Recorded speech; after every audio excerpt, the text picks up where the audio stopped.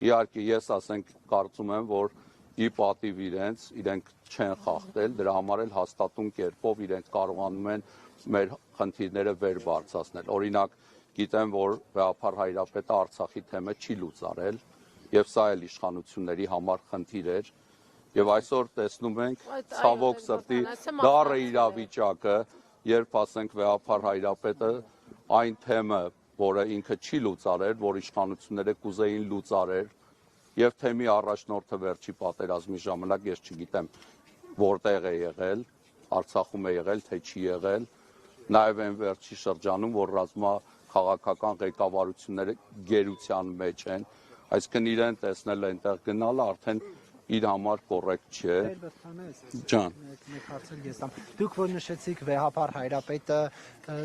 նախկինում նրանց հնարավորություն է տվել ուղղվելու, մասնավորապես կասեք ով ինչ է արել, ում է ինչ ներել, որ հիմա էլ այդ կոմպրոմատները, փաստերը կան իշխանությունները։ Ասենք այդ փաստերը, այսպես ասեմ, իրանց դեմ օգտագործելուց հետո վարչապետը ոչ միայն իրենց կօգտագործի եկեղեցու դեմ, այլ նաև իր նպատակն է, որ բարեպաշտ ժողովուրդը այդ կոմպրոմատները հիմա կդնի համացանցում եւ եկեղեցին շատերին կթվա, թե ավելի վարկաբեկվեց, բայց ասեմ, մեր եկեղեցականների մեծագույն մասը ապրում են շատ բարոյական կյանքով, շատ օրինակ բան հարցրեցի, նախկինում ում է ներել, ում է շանս տվել։ Այդ բոլոր մարդիկ, որ այսօր վարչապետի կողքին են հայտնվել, Կճոյանին ինչ այդ բոլոր Բենթլին է ներել, Ապորինի հարստանալը։ Վարչապետը Բենթլիից էր չէ խոսում, Ապորենի հարուստ լինելուց էր խոսում։ Ինչու է կաթողիկոսը այն դեպքում նախկինում ներել, օրինակ Սոփուշվայտ կյանքը։ Եկել են, զղջացել են, խոստովանել են, Վեհափառը իրենց ժամանակ է տվել, ներողամիտ է եղել, բարեգութել է, որովհետև բոլորը սխալներ։ Կճոյանին տեսել եք Բենթլի ունենալու, Ապորինի հարստանալու համար։ Ես չեմ տեսել։ Բա ինչպես է միտապես, թույլ տվեք պատասխանի, Ժողովուրդ ջան, իսկ ինչպես գիտեք, որ նման բան է եղել, որ չեք տեսել։ Նայեք, քննադատություններ համացանցում եղել են, բայց Վեհափառ Հայրապետը դրանով հանդերձ իրենց պահել է։ Ինչպես Վեհափառ Հայրապետը արդարացրեց եւ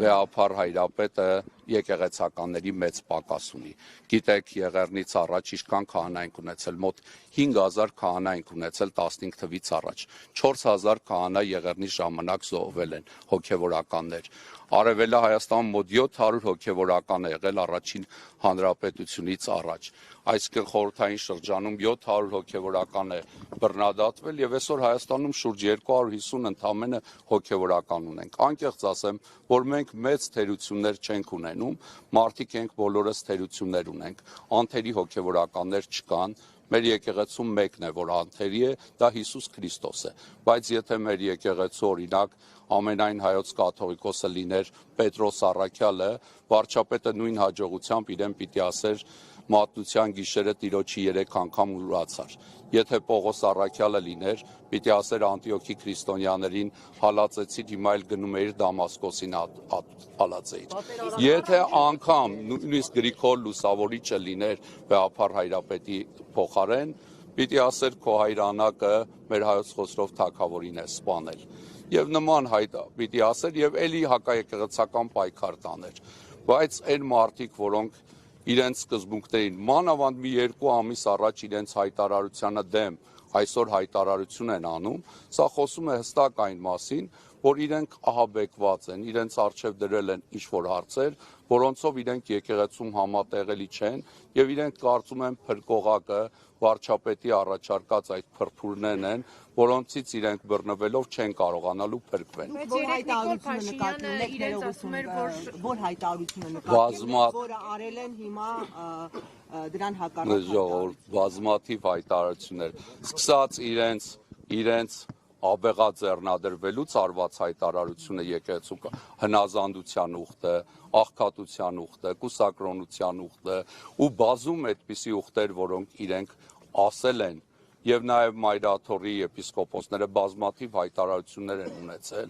Այդ թվում ասենք այն ժամանակ, որ Միքայել arczepiskopos Աճապահյանը, Բագրատ arczepiskopos Գալստանյանը, Մկրտիչ եպիսկոպոս Պռոշյանը կալանքի մեջ չէին, իրենց կալանավորումն էլ պատահական չէ, իրենք մեր եկեղեցու են նվիրյալ եպիսկոպոսներն ու արքեպիսկոպոսներն են, որոնց նաև եպիսկոպոսների, արքեպիսկոպոսների մի մասի համար ամուր պատվար էին, նաև իշխանությունների հակաեկեղեցական բռնաճնշումներին, որ գիտենք, սա մակերեսային երևույթ չի, այս երևույթը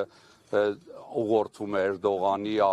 Ալիևի, Փաշազադեի կողմից եւ այս հակաեկեղեցական շարժման նպատակը ոչ թե եկեղեցին բարեփոխելն է, այլ եկեղեցին պառակտելն է։ Մենք շատ լավ գիտենք, որ Սփյուռքի թեմակալ առաջնորդները, եթե անգամ Մայրաթոր Սուրբ Էջմիածնում վարչապետի կողմից դրածո դրվի, կաթողիկոսը ձերբակալվի, Սփյուռքի թեմերը չեն ենթարկվի, առավել ասեմ Հայաստանում եղող քահանաների հիմնական մասը չի ենթարկվի